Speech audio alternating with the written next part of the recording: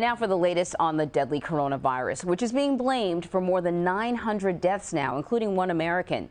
The outbreak aboard a cruise ship in Japan is getting worse, with more than 130 cases confirmed, including nearly a dozen Americans. CBS News foreign correspondent Deborah Pata spoke to one of them. All I had experienced was like a slight cough. Isolated and confined to a hospital bed, nothing could be further removed from Rebecca Fraser's idea of a dream holiday in Asia, shattered after learning she was one of the more than 24 Americans who tested positive for coronavirus.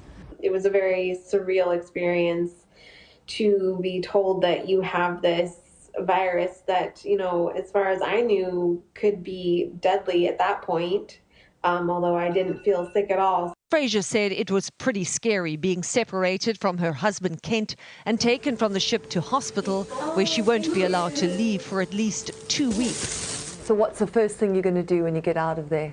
I really want some American food. Also, just when I get out of here, just get back to my husband as soon as I can. More than 3,600 people remain quarantined on the ship. In a show of solidarity, President Xi Jinping toured the streets of Beijing wearing a protective face mask. His administration has been accused of failing to respond to early warnings about the coronavirus. Dr. Li Wenliang, who died last week, was silenced when he sounded the alarm late last year. Chinese Ambassador Sui responded on Face the Nation yesterday. I don't know who tried to silence him, but there was certainly disagreement on what exactly the virus is. So CBS News foreign correspondent Deborah Pata is joining us now from Hong Kong. So Deborah, I want to go back to the situation with the cruise ships, because the coronavirus has really created quite a conundrum for these essentially floating cities, because if they find sort of one person who tests positive, suddenly these cruise ships need a place to go. Absolutely, and it's, we saw the same situation here in Hong Kong. There was a cruise ship that was moored here for about 4 or 5 days, quarantined because it was believed that some of the crew members may have had contact on a previous voyage with suspected coronavirus cases. So, it really is a breeding ground, because everyone's in close and tight proximity, and you can see how quickly something like this can spread. And the case in Japan is obviously a case in point, and you can imagine how frustrating it must be for everyone on board. We spoke to one woman. This was the dream holiday of a lifetime. Instead of going to Tokyo Disney or touring Asia, she's been confined not only to a ship but now to a hospital, where she says she's battling. People don't always speak English. She is not 100% sure what's going on. She feels completely fine, but she will be there for at least 2 weeks, and this is going to continue to happen repeatedly. Yeah, you pointed out that while she had to go to the hospital, her husband, who presumably she was in pretty close quarters with, obviously did not test positive. He's still back on the ship. So it just gives you an indication of how much we don't know about how this virus spreads. What about Hong Kong? What's the situation where you are?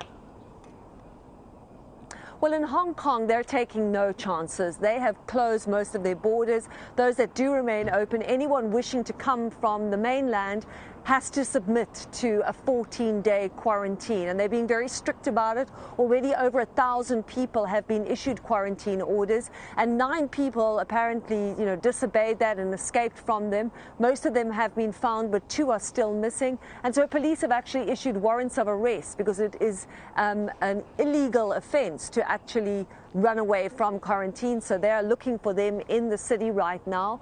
You've seen panic buying over the past few days. Sometimes it feels like fear is just as contagious as the actual disease right now. Everyone in this place wearing face masks protectively to ensure that the virus does not spread. Obviously, the close proximity to mainland China would make Hong Kong extremely worried indeed. So we've been covering this sort of by the numbers, and we heard this horrible figure of like 900 people who have been killed by this virus, making it worse, or at least more deadly than SARS, which was a really big deal at the time. However, there's another number. Many people recover from this. For many people, it's actually symptom-free or maybe a mild illness. So what do we know about the number of people who have recovered? It's a good point that you raised there, Anne-Marie. I mean, I think there's over 3,400 people who have recovered from the virus. And this is important to note that not everyone who gets the virus is going to die. In fact, so far, and this could change because there's all sorts of new investigations into the virus and information is changing at such a rapid rate at the moment. But so far, it seems that the mortality rate is fairly low. For example, Ebola, by comparison, there's a 70% mortality rate. That is not the case with the coronavirus. They're saying around 2%, but that could be higher because there's still a lot of unknowns about what exactly is happening in Hubei province and how people are being tested and if everybody is actually being tested. But people can recover. We've seen people who are completely asymptomatic. The woman that we spoke to said she felt absolutely fine. She went to hospital. She still hasn't felt sick. She said she got a very mild temperature, but not something that she felt, just something that was shown to her on the thermometer. That's gone. The mild cough that she has cleared up. So some people seem to not be suffering at all. There is still so much that is unknown about this virus, and that information is going to be very important over the next few weeks to allay fears about people traveling in this region and also globally how this disease could spread or not spread. Yeah, indeed, because it's had quite an impact economically too. Deborah Pata, thank you very much.